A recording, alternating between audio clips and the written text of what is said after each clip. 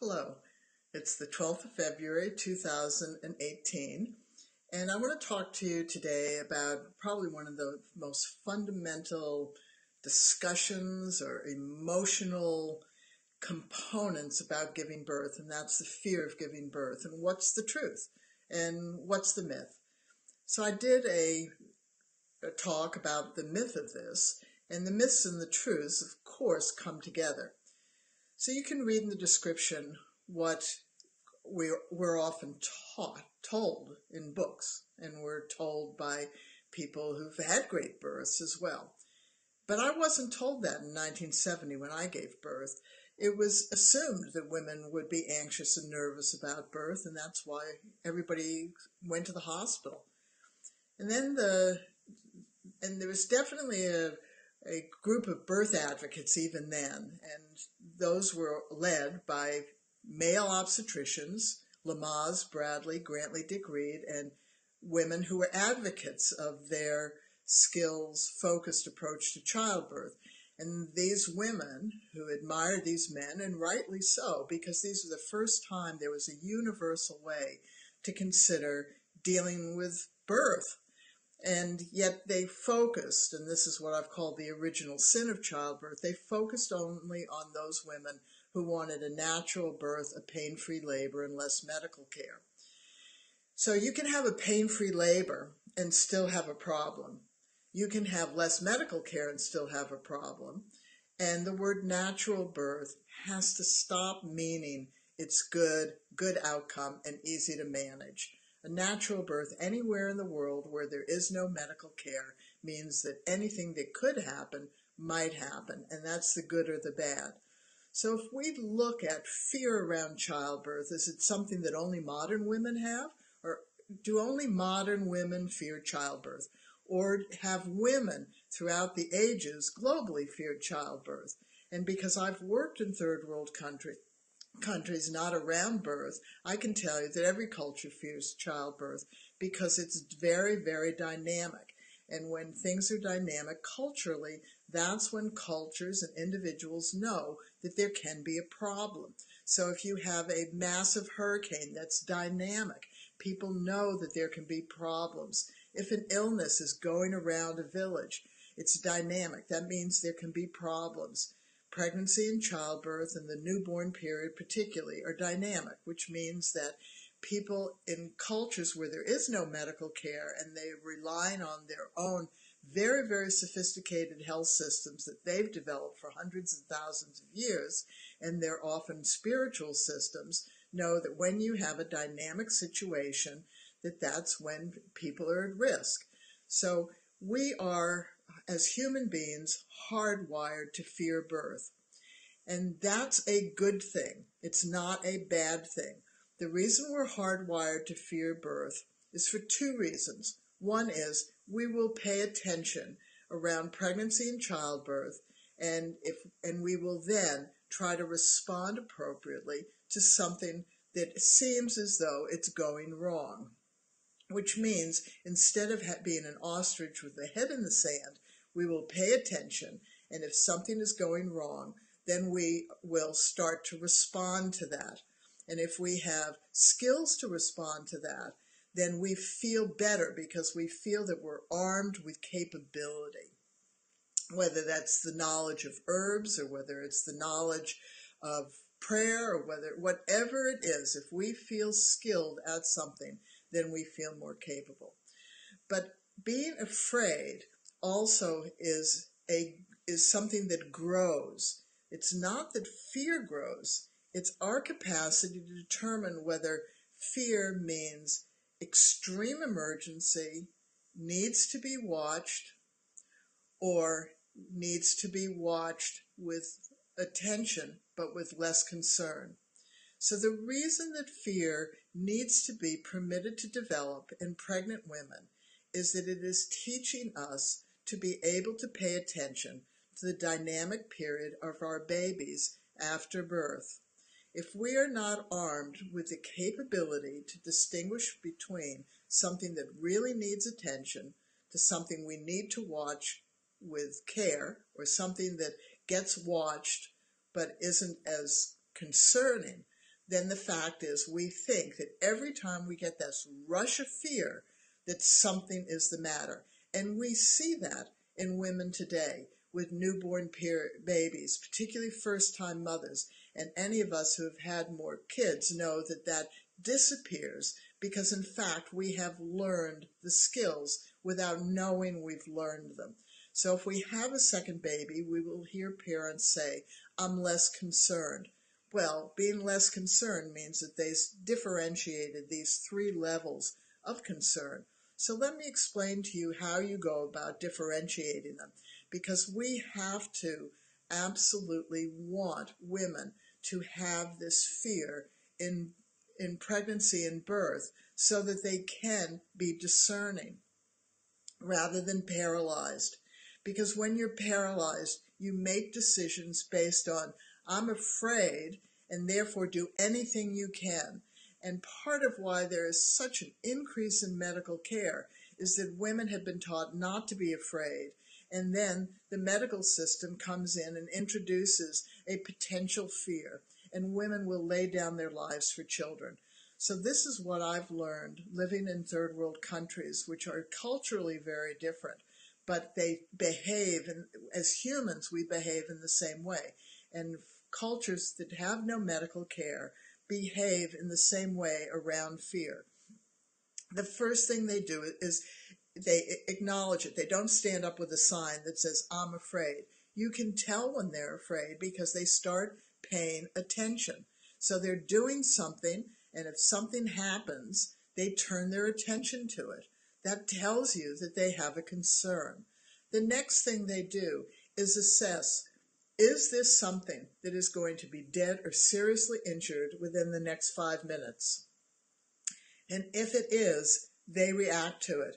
And this we still have in us as modern people. If we see an accident, what happens? Some people will rush towards the scene.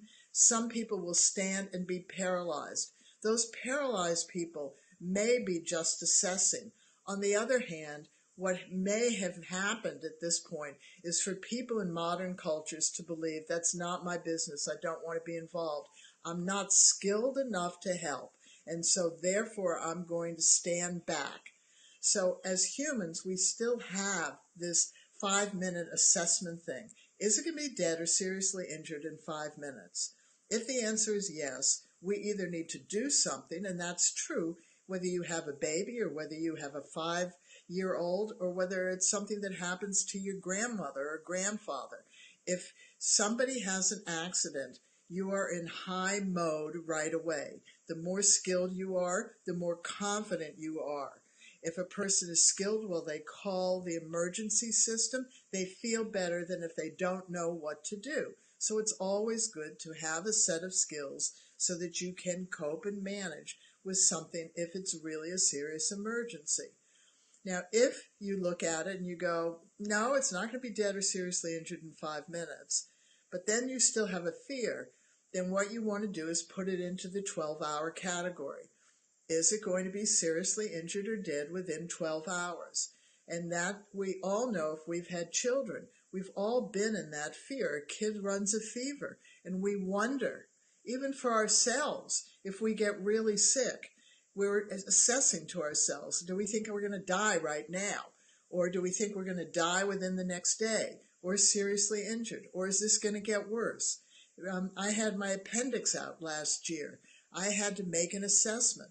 The first 5 minutes that I started having pain, I did not go into the hospital or the doctor, but I waited for 4 hours, and it became very, very clear that this was something that I needed to seek help for.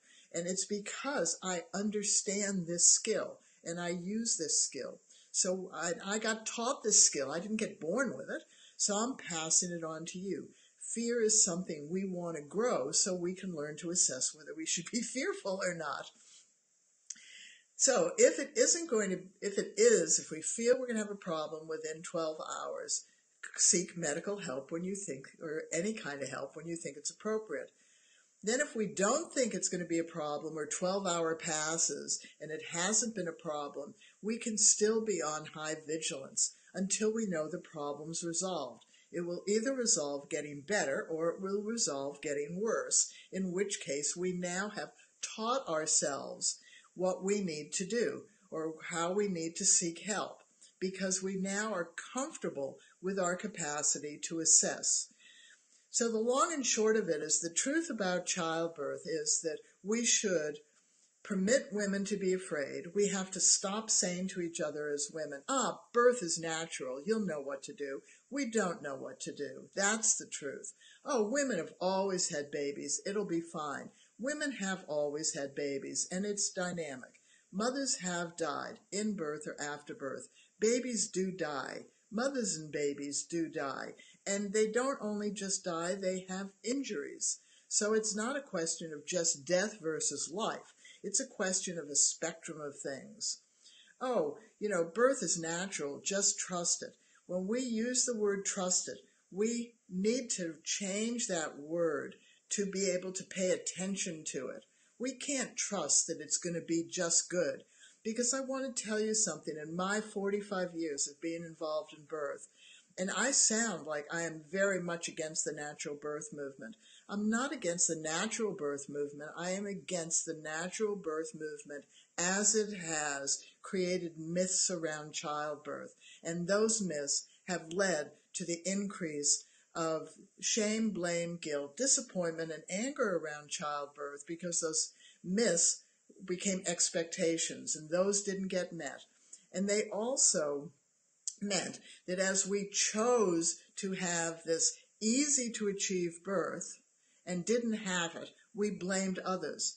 Because when the natural birth movement really got moving in the late 70s and 80s, what it did was it took skills away from us. Instead of growing the skills, saying skills were for everyone, the birth movement before that had relied on skills to achieve these natural births, pain-free labors, and less medical care, knew that it had failed. Not enough women achieved that.